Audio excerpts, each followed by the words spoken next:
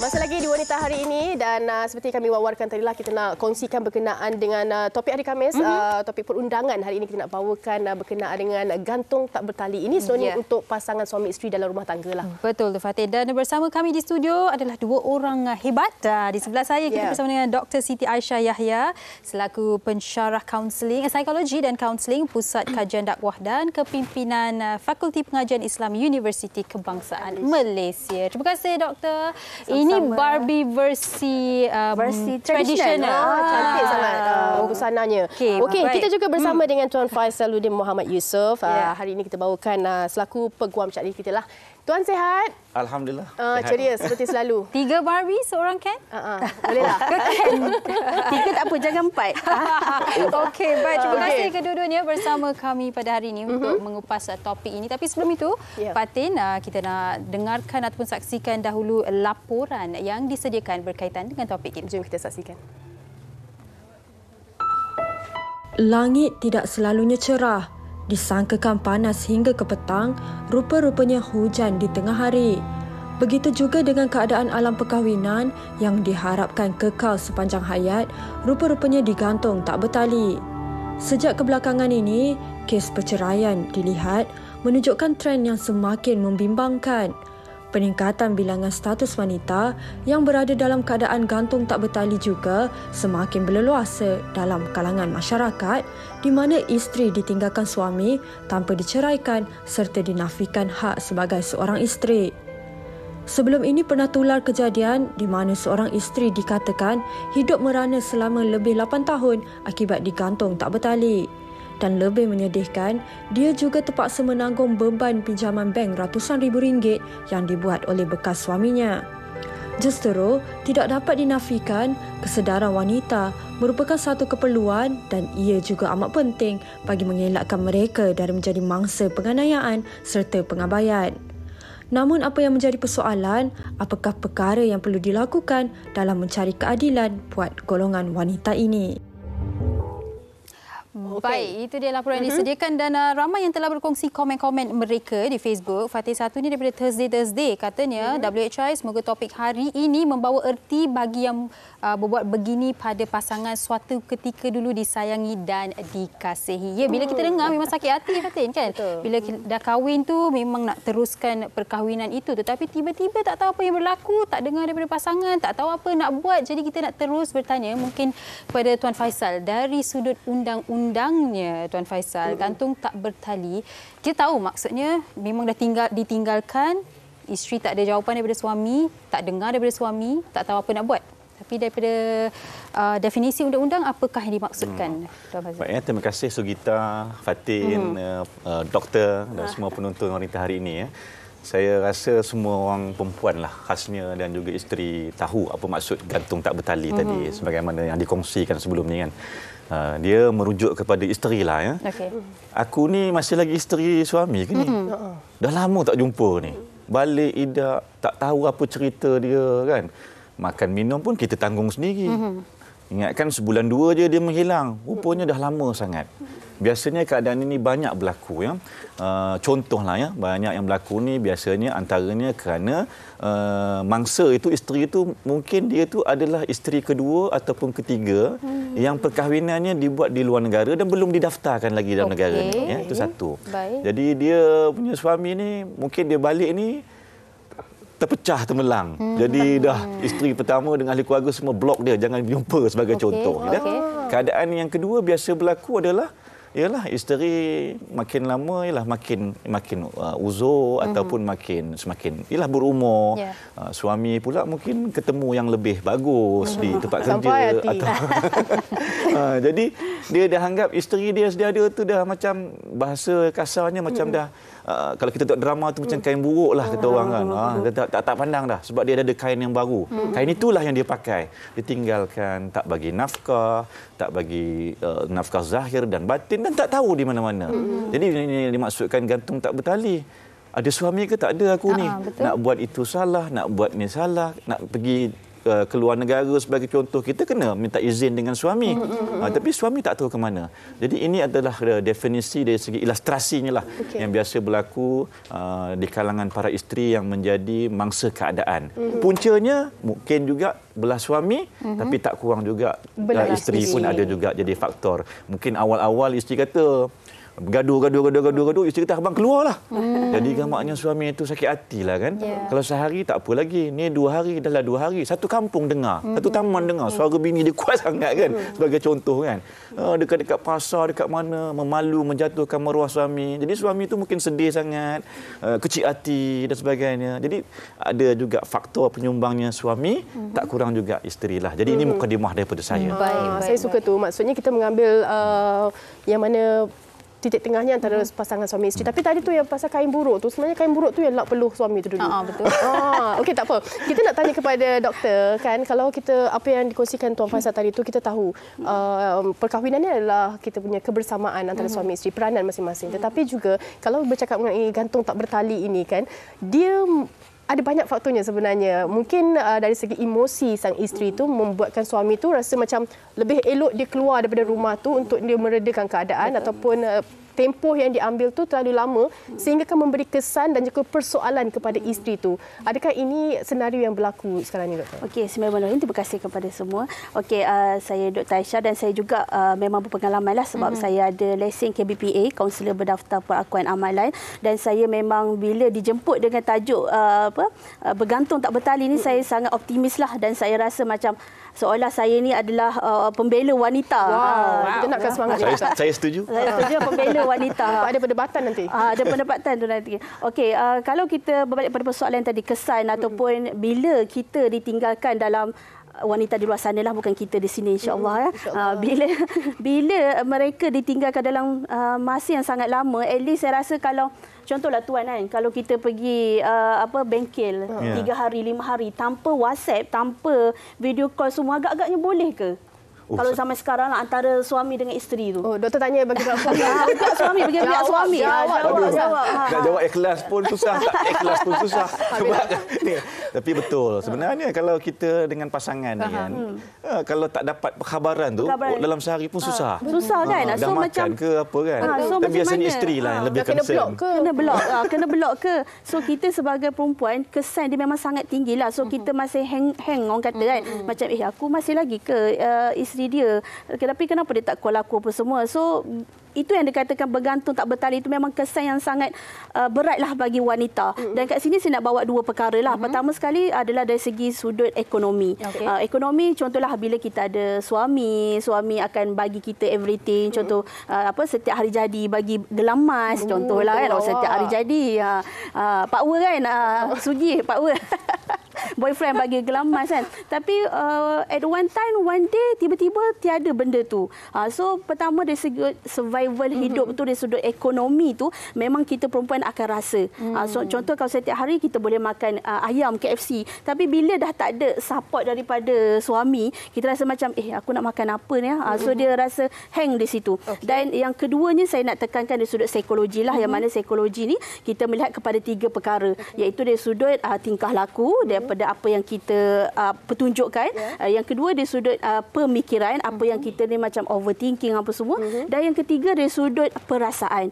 Perasaan tu memang sangat banyaklah, tak dinafikan. Contoh, kalau saya buat sesi kaunseling kepada wanita-wanita yang ditinggalkan bergantung tak bertali ni, first bila saya jumpa dia pun dia dah buat muka memang sangat sedih, dan memang kita memahami memang dia sangat sedih.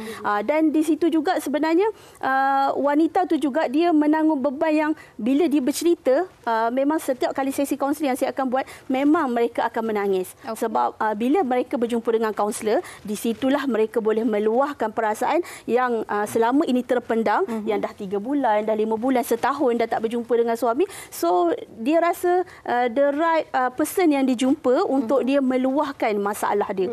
So bagi saya dari sudut kesan kepada wanita tu sangat beratlah, daripada 2 sudut lah, dari sudut ekonomi dan dari sudut psikologi. Baik. Itu impak yang dikongsikan oleh Dr. Siti Aisyah. Saya pernah ada rakan yang suaminya ada tapi tidak melakukan tanggungjawab bersama. Jadi kawan saya kata saya macam single mom. Macam tak ada beza. Saya kahwin sama je dengan anak saya kan. Apa pun nak tanya Tuan Faizal, dari segi undang-undang Tuan Faizal, berapa lama adakah dikira terlalu lama sekiranya si isteri tidak mendengar khabar daripada suami?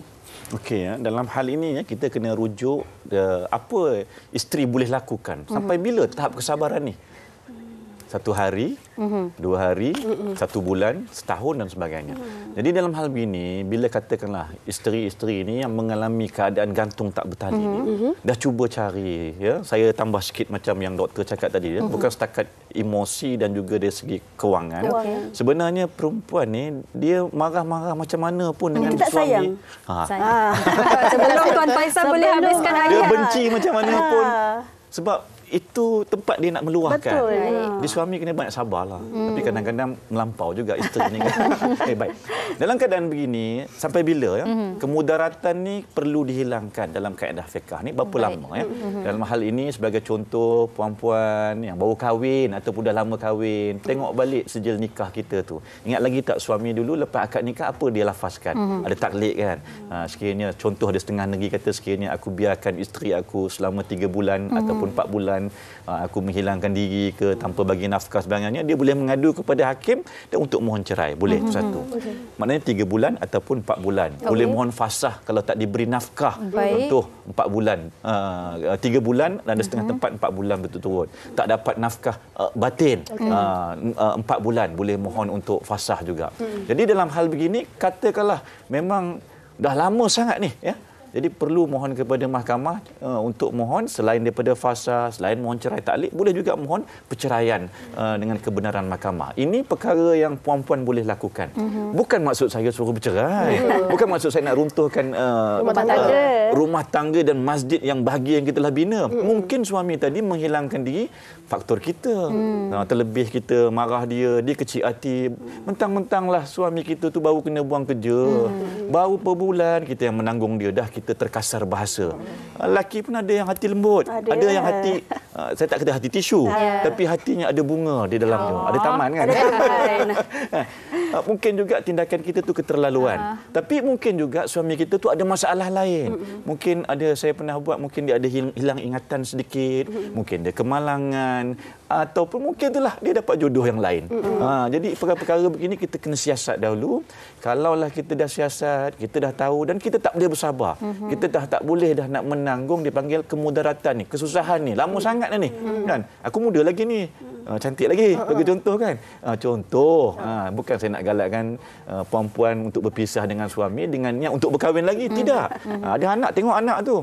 Suami tu dulu baik, bukan tak baik. Mungkin ada sedikit kekurangan, kelemahan. Jadi tempohnya begitulah. Maknanya dalam negara ni standardnya lebih kurang kalau 3 bulan lah pada pandangan saya dari segi perundangan kalau kita lihat kepada nak mohon fasah pembubaran perkahwinan, nak mohon cerai ataupun mohon cerai secara taklik.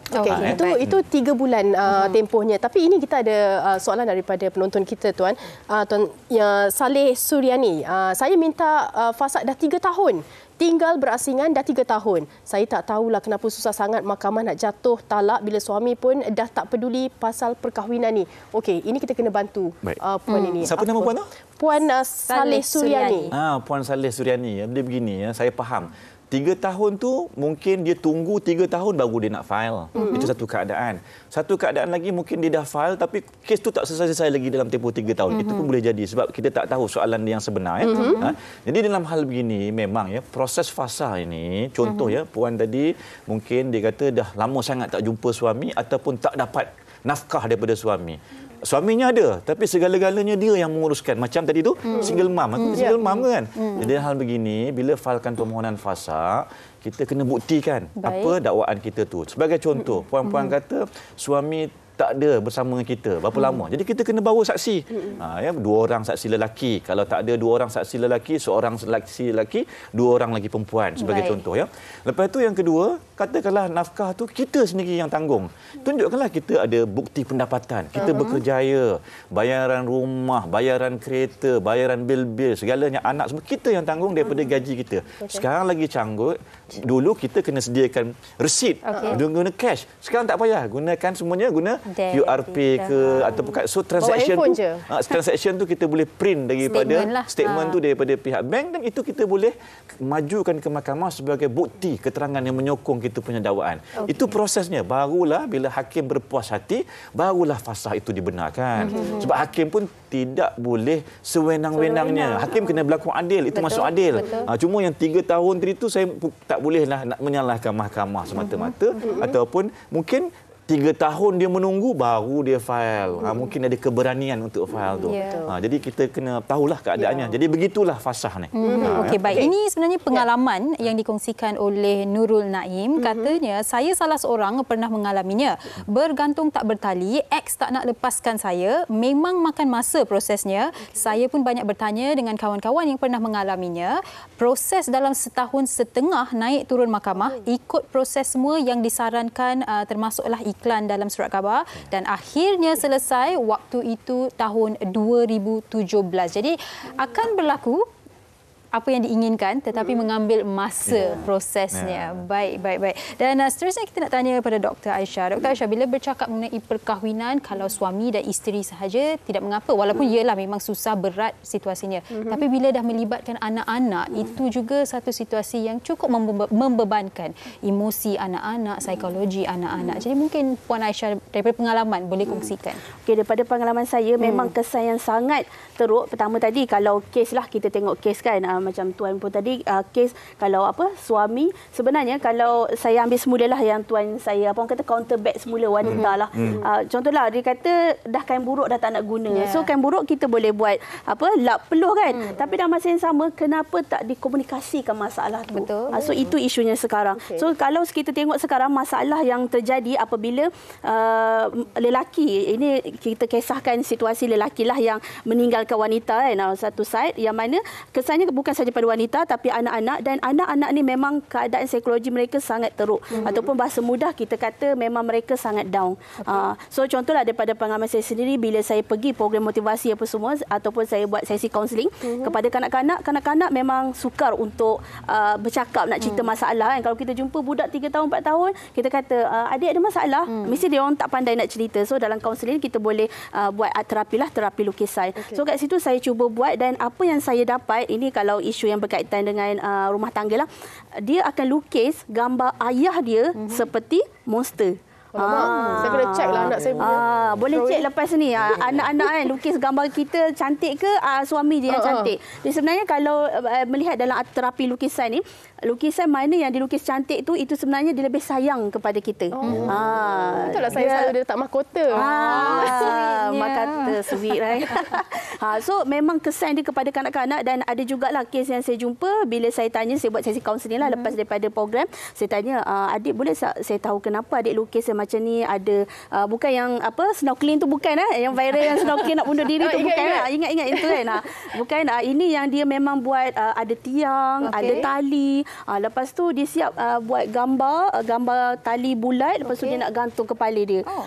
So bila saya tanya dia, boleh tak adik ceritakan dengan cikgu, cakap kan, kenapa adik lukis macam ni? Lepas tu dia ceritalah satu-satu. Dia kata sebenarnya mak dengan ayah saya dah lama dah tak hidup bersama. Saya pun dah lebih kurang setahun lebih, raya pun dah tak jumpa ayah saya semua, dan memang dari segi kewangan semua memang dia tak dapat cari pun ayah dia. So bila saya teruskan buat sesi dan saya bagi tahu, saya panggillah mak dia sekali untuk buat sesi, sebab saya buat sesi dengan dia tu bukan saja program, tapi disebabkan dia ni juga ada masalah pembelajaran dan masalah attitude. Kalau kita tengok sekarang ni banyak juga kan isu viral tentang bully, tentang apa saja masalah remaja berisiko, hamil, nikah ke apa semua tu. So sebenarnya semuanya masalah tu dalam 70% lah. 70% adalah datang daripada family. So sebab itulah bila kalau kita dalam Islam tuan, yang mana bila keluarga sakinah, keluarga yang tenang, so anak-anak pun semuanya tenang. Contoh kita kan, para isteri berdua belum kahwin lagi. Para isteri, so bila kita malam tadi kita happy dengan suami, kita tengok TV sama-sama, makan sama-sama. So bila kita pergi kerja, mood dia lain. Kita rasa happy, kita rasa bersemangat. Sama juga dengan anak-anak. So anak-anak bila dia tak dapat bonding, kasih sayang daripada antara salah seorang lah. Kalau ditinggalkan tu, ditinggal dengan ayah, dia tak dapat kasih sayang mak. Kalau dia ayah yang meninggalkan, mak yang meninggalkan, dia tak dapat kasih sayang ayah. So dia tak dapat kasih sayang antara dua-dua tu. So memang dia akan menunjukkan simptom-simptom yang dia ni kurang kasih sayang. So banyak isu lah, contoh dia dekat sekolah dia pergi cari power, cari makwa. Sebab kenapa? Sebab dia nak lepaskan kasih sayang dia kepada orang lain. Sebab dia tak dapat kasih sayang itu dekat rumah. So kesan dia memang sangat mendalam kepada anak-anak. Ini yang kena kita buka mata dan minda juga. Okey, ini daripada Annie. Ini saya rasa macam komen-komen semangat ni.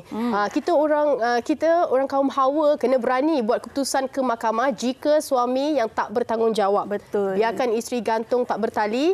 Kita perempuan kena ambil tindakan dulu. Jangan dengar cakap orang keliling, kebahagiaan di tangan sendiri. Tuan Faisal setuju ke Tuan Faisal? Aduh, hai. Macam mana ni? Ini senario ini wanita hari ini kan? Wanita hari ini, bukan hari semalam. Betul. Jadi saya kena bela wanita. Bukan ya. Mungkin tuan boleh, ini adalah senario yang berlaku. Sebenarnya kalau dari segi satu sisi, sebenarnya yang berkongsi komen tadi dia nak bagi satu semangat sebenarnya. Ramai isteri-isteri yang teraniaya, tahap kesabaran dia melampau sangat. Ya? Maksud saya melampau tu bukan dalam kes-kes gantung tak bertali sahaja. Banyak juga kes isteri yang didera ni. Isteri yang didera macam-macam lah yang melibatkan jenayah, tetapi dia tetap sabar dan dia tetap masih lagi sayang kepada suami. Saya pun pelik tau. Macam tadi doktor cakap kita nak pergi kerja tu, nak bagi mood kepada isteri tu, kita peluk isteri kan. Kadang-kadang saya nak peluk isteri tu, tak tahu apa ni dah. Cepat. Tapi maksudnya ada sekat gitu. Jadi maksudnya komentar daripada yang berkongsi dengan kita tadi tu ada kebenarannya. Cumanya cara kita nak menghalakan, mendapatkan tu, kita bukan dengan cara jadikan perceraian itu sebagai jalan terakhir. Sebab itu kita adanya pakar seperti kaunseling ini. Kaunseling ni sama juga macam doktor. Sama juga dengan macam engineer, arkitek dan sebagainya. Mereka ni adalah pakar yang boleh tahu apa masalah jiwa melalui lukisan. Ekspresi muka pun boleh. Saya kena tengok balik lukisan anak-anak saya ni. Saya risau ni. Anak-anak saya dulu. Sama tuan. Saya takut lukis saya dinosaur ke apa. Nanti lukisan boleh betul dekat saya. Maknanya perempuan yang ada masalah suami yang tidak menjadi suami seperti suami, gantung tak bertali dan sebagainya, cubalah rujuk dengan kaunselor. Berkongsi masalah dengan mereka, kaunselor yang pakar bercerita. Sebab isteri wanita ini memang dianugerahkan dia ni hebat berkata-kata. Ada ke dia idea dalam kepala dia kan? Satu kita cakap 100 dia punya idea. Kenapa? Sebab kita ni lelaki dijadikan oleh Allah SWT untuk mendengar keluhan isteri, aduan isteri. Isteri pun kadang-kadang dia tahu suami aku bukan boleh settlekan pun. Dia tahu. Tapi dia nak luar, dia nak dengar. Jadi tak nak kita pun layan dengar. Okey, masuk kanan, keluar je lagi. Besok dia tanya lagi. Itu komunikasi yang dia boleh kata boleh menghidupkan, menceriakan keadaan, mengharmonikan keadaan. Cumanya itulah. Nak cakap dengan siapa? Dah digantung bertali. Suami pun tak tahu kat mana. Baik, Tuan Faisal. Kami ada satu soalan. Maaf ya, Tuan Faisal, ni soalan daripada penonton kita. Farhana, kalau kes gantung tak bertali hampir 20 tahun, macam mana nak selesaikannya? Pihak isteri dah buat kes fasak tapi tak berjaya. Suami tak mahu lepaskan atas alasan masih sayang. Suami dah berkahwin lain tapi masih tak mahu ceraikan isteri pertama. Wow. Maknanya kalau ini bukan gantung tak bertali, ini dia tahu kat mana suami dia tapi tak balik-balik. Tapi dah 20 tahun. 20 tahun, ya betul Sugita. Ada kes tu begitu. Jadi dia hal begini, dia dah mohon fasak tak berjaya. Mohon pula perceraian. Perceraian macam biasa. Di bawah dipanggil Seksyen 47 lah ya.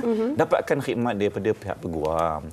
InsyaAllah melalui proses ni biasanya the minimum reason. Alasan kata tak ada sepahaman. Okey. Nanti mahkamah akan lantik jawatankuasa pendamai. Tak berjaya daripada jawatankuasa pendamai, mahkamah akan lantik satu lagi institusi yang dipanggil hakam. Kalau dah memang isteri tak mau, kenapa lagi nak siksa isteri itu? Dia dah tak boleh taat, dia dah tak boleh nak hormat kepada suami. Dia dah tak boleh. Dia 20 tahun cerita ni. Jadi mungkin mahkamah ataupun hakam akan menasihati suami itu, lepaskanlah. Kalau dia masih lagi nak kekalkan isteri, maksudnya dia tak jalankan tanggungjawab dia sebagai suami, dia tak bagi kasih sayang, dia tak bagi apa. Maksudnya apa? Dia nak menzalimi saja. Mungkin dia ada isteri yang lain. Dia nak biar. Ego macam tadi. Ego pun boleh jadi. Jadi kita kena ingat, anak-anak kita pun ada. Kita mungkin ada anak perempuan. Macam mana kita lakukan kepada isteri kita? Tak mustahil. Perkara yang sama mungkin boleh dilakukan oleh menantu kita ataupun lelaki yang lain terhadap anak-anak kita. Mahu kita dapat anak-anak menantu yang rupa tu. Jadi keadaan begini perlu difikirkan semasak-masaknya. Jangan pula nanti anak lukis gambar monster kita. Tak, bila kita yang baca ni pun macam tak logik lah. Dia kata sayang, lepas tu dah kahwin lain, lepas tu dah 20 tahun tak dapat cerai apa yang diinginkan. Tapi kadang-kadang juga Sugita, isteri ni marah macam mana pun, report polis macam mana pun, lepas itu ya kena pukul lah sebagainya, report polis. Lepas tu nak benarkan, tak apalah saya buat sayang balik. Okey, tapi ini perempuan dia ada, saya tak tahu kelebihan ataupun kelemahan. Tapi saya nampak kelebihan. Dia mudah memaafkan. Bila mudah memaafkan dan juga dia sebenarnya mudah juga mewujudkan permasalahan lain. Kalau tak ada kesedaran. Okey, doktor, di hujung perbincangan kita seronok hari ini, tapi kita kesutukan masa, doktor. Bagaimana untuk kita bukan nak menyedari ataupun menasihati mereka di luar sana, walaupun institusi rumah tangga itu tak berjaya, tapi boleh atau tidak untuk kita mencari jalan persefahaman untuk anak-anak kita. Kalau dulu kita boleh bercinta dari awal, ada persefahaman. Kalau kita dah tak ada jodoh tak berpanjangan, boleh tak kita ambil jalan penyelesaian yang harmoni? Okey, bagi saya memang bolehlah. Dan saya serulah kepada wanita-wanita yang menonton, tak kira lah wanita ke lelaki ke keluarga mak ayah. So kadang-kala kalau segmen wanita hari ini ramai wanita je yang tengok, padahal isu kita pada hari ini patutnya lelaki perlu aware, perlu sedar diri, jangan gantungkan isteri lagi kan. So kat sini saya saran kepada wanita, kita adalah wanita yang hebat. Kalau kita dulu kita tengok zaman sebelum Islam, zaman jahiliah, bagaimana kalau lahir je anak perempuan mereka akan terus kebumikan, terus matikan. Tapi kalau kita Islam ni sangat mengangkat kita kaum wanita. So kat sini kita sebagai wanita first kali kita perlu berdamai dengan takdir. So kita memang berdamai dengan takdir, kita kena terima. Okey, mungkin jodoh kita dengan dia si Mamat ni, contoh si Mamat lah. Si Mamat ni adalah 20 tahun sahaja. So 20 tahun je lah, dah tak ada. So kita kena move on dan buat apa, kita masih lagi menyeksa perasaan kita, sedangkan kita boleh lagi mendapat kebahagiaan mungkin dengan orang lain, mungkin kebahagiaan kita dengan anak-anak. Sebab itu saya tertarik, sebelum saya pergi sini saya ambil mood lagu Langit yang Sama. Walaupun kita tengok langit yang sama, nanti hujan nanti nak balik UKM. Walaupun kita tengok langit yang sama, kita menatap ni yang sama pun semua sama. Tapi kita ni sebagai wanita kita kena keluar, kena move on, kena berdamai dengan takdir. Istilah berdamai dengan takdir bukan tak apalah aku tak bergantung tak bertali, tak apalah lelaki tinggalkan aku. Tak, kita berdamai dengan takdir, kita kena move on, kita kena usaha improve diri kita, usaha untuk perbaiki diri kita. Contoh kita pergi tanya family, okey macam mana saya dengan si Mamat ni macam mana, dah 3 bulan, dah 3 tahun tak bersama. So family boleh akan nasihatkan. Dan kita juga kena aware lah, kena tengok setiap hari segmen wanita hari ini. Contohnya segmen hari ini kan. So kita boleh jumpa dengan lawyer, contoh firm Tuan Faisal. Dan kita juga boleh jumpa dengan kaunselor dekat contoh JKM, LPPKN. So memang banyak kaunselor dan kita juga banyak kaunselor-kaunselor yang buka firm mereka sendiri. So di situ kita sebagai perempuan kita memang boleh berdamai dengan takdir, tapi kita kena move on. Kalau itu dah memang jodoh kita setakat 20 tahun, so 20 tahun saja. So insya-Allah, dan ramai yang saya tengok lepas daripada mereka bercerai cara baik dan mereka boleh berkawan. Bahagia. Itu yang kita bincang tadi Fatin, yang mana kadang-kala perkahwinan ni, jodoh ni, kadang-kala mungkin kita ni ditakdirkan untuk berkawan sahaja dengan dia. Bukan bersuami ataupun isteri. Kawan lebih baik. Berkawan lebih baik. Baik. Berdamai dengan takdir kita. Terima kasih banyak-banyak Dr. Siti Aisyah dan juga Tuan Faisaluddin atas perkongsian hari ini. Baik, motif kita pada hari ini adalah untuk membantu memberikan semangat anda lebih mengetahui situasi anda, jadi individu yang lebih bijak. Ya, dan ambil manfaat apa yang kita kongsikan hari ini, insya-Allah. Dan selepas ini kita nak berrehat seketika. Selepas itu banyak lagi perkongsian nak kami kongsikan. Ada satu persembahan dan juga satu demo selepas ini.